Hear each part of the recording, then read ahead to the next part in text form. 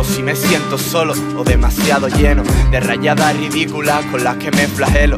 A veces flaqueé, pero llegué el primero de tantos que después de mí cayeron. Después de tanto tiempo, una alegría a mis padres.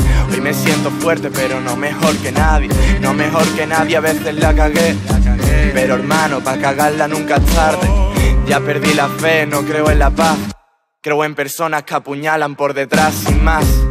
A mí quién quiere joderme. He visto a gente llorar después de morderme. Clavarme los dientes a mí es imposible. Duro como la roca, como el aire invisible. No soy invencible, de eso estoy seguro. Pongo al demonio de testigo que traiga nubes de humo. Welcome to the hell. Esto es, yo, bienvenidos al infierno. Quisieron contagiarme, pero hermano, yo ya estoy enfermo. Yo ya estoy enfermo de este mundo informático, dando vueltas en tu cora aerostático. Afatigado pensando en soltar el látigo. Todo morado llorando por estar contigo. Escúchame por favor, estoy loco. Quise darte el corazón y por poco lo rompo. Mareado, estoy buscando tiempo. Con la pala enterrando sentimientos.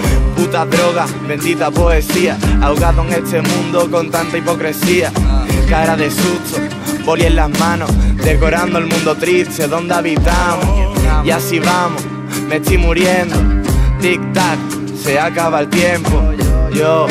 Se acaba el tiempo. Y yo rayado en mi casa escribiendo. Voy en mi nube flotando, esquivando los problemas que tenéis debajo.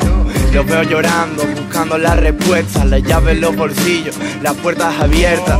Apostando toda una carta. Os veo abajo con la mierda a la garganta. ¿Pa' qué mentirme? Raya tengo unas cuantas. ¿Pa' qué mentirnos? Esta vida nos espanta. Veo a gente mintiéndose a sí misma. Pa' no ser yo, prefiero morirme. ¿Pa' qué rendirme? Eso es de cobarde. Soñé con volar, pero volví a estrellarme. Quiero volver a levantarme. Quiero volver a aquella esquina pa' besarte, pa' evadirme, pa' despertarme. Digan lo que quieran, pero no podrán callarme. Pensando a contracorriente, nadando por los cráteres de Marte. Tengo traumas jugando con mi mente. Hasta luego, ya volveré a llamarte.